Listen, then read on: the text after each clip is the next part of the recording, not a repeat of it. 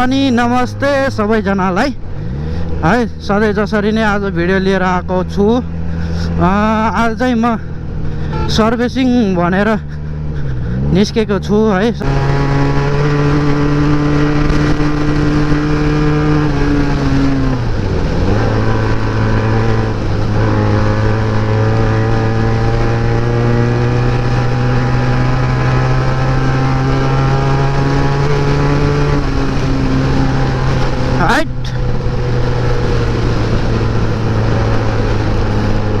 धेरै कुदाउनु हुँदैन, तर अस्ति मुस्ताङदेखि आएको शरीर चाहिँ हिजोसम्म यस्तो आराम दुखाइरहेको थियो।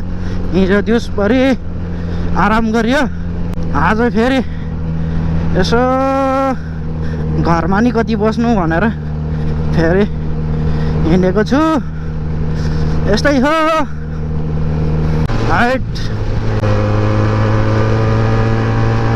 मुस्ताङ जाँदा नि हरेक रमाइलो भयो। अब खासै धेरैजना त गइएको थिएन, 3 जना मात्रै गइएको थियो। तर धेरै जाँदा नि खासै रमाइलो पनि हुँदैन, आफ्नै पारामा हुन्छ। कोहीसँग के हुँदैन, कोहीसँग के हुँदैन। बरु ठिक्क 3-4 जना मिलेर गयो भने रमाइलो पनि भयो हैन। अब त्यस्तै हो खाना खर्च भन्ने कुरा त, जति खायो त्यति धेरै बिल आउने त हो। कि कसो रमाइलो भयो जे होस्। मेरो एनएस बाइक चाहिँ यही बुटोलमा छ। त्यसलाई चाहिँ अब 2टा बाइक नराखौँ भनेर सोच पनि आइरहेछ। एक मनले फेरि राख्नुपर्छ कि जस्तो पनि भइरहेछ। के गर्ने भइरहेछ क्या। त्यही बुटोल नै छ। त्यसलाई दाइहरूले पनि माग्नु भएको थियो। त्यतातिर हेरौँ अब त्यतैतिर सल्टाइदिउँ कि जस्तो पनि लागिरहेछ। त्यहाँ गएपछि कुराकानी गर्छु, कुरो मिल्यो भने त्यतैतिर सल्टाइदिनु पऱ्यो। एनएसलाई चाहिँ यसलाई सर्भिसिङ चट्ट लाएर नयाँ बनाएर ल्याउनु पऱ्यो हैन।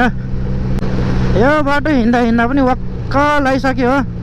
लास्ट गर्मी बढिरहेछ हो यतातिर त। तराईमा त गर्मी बहुत छ। मासतिर जानुपर्छ। ओहो जाडो फेरि आम्मामामा सकिन्न हो। यो बाइकको बिल पुग्ने पानीले उमा ज्याकेटमा राखेको थियो, ज्याकेटको भित्रपट्टि होल्टीमा धुँदाखेरि सबै खालात खुलुत गएछ। अब बिल बुक माग्यो भने त छैन केही नि छैन।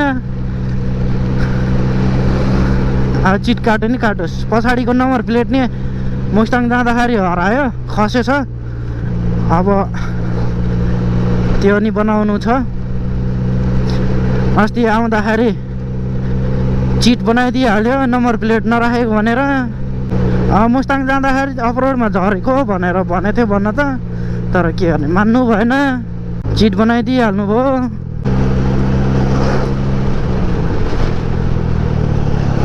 कुरी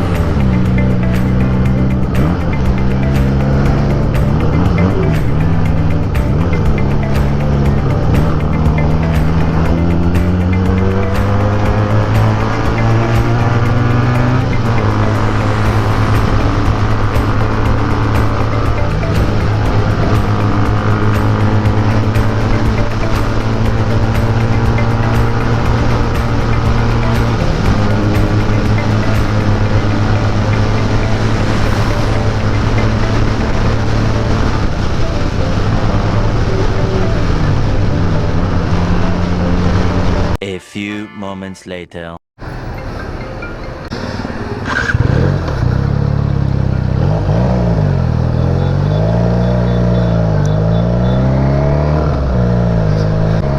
यो चाहिँ चौरा चोक रहेछ यो भित्री बाटो हो उतापट्टिको मेन रोड छ योभन्दा उतापट्टि म चाहिँ कालिका नगर चोक होराइजन चोक भन्छ त्यहाँ जानुपर्ने हुन्छ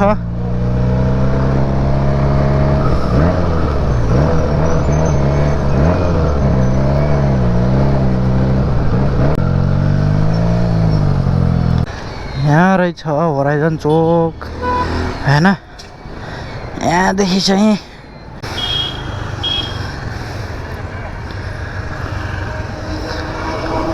कस्तो भिड हो बाटो काट्न नि कति गाह्रो हो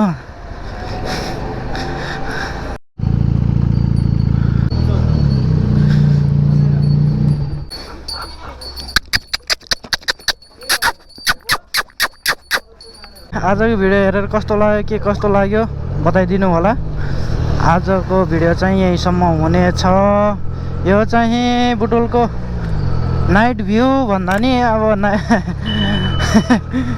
रात त परेको छैन तर पनि हल्का फुल्का रात पर्न आँटिसकेछ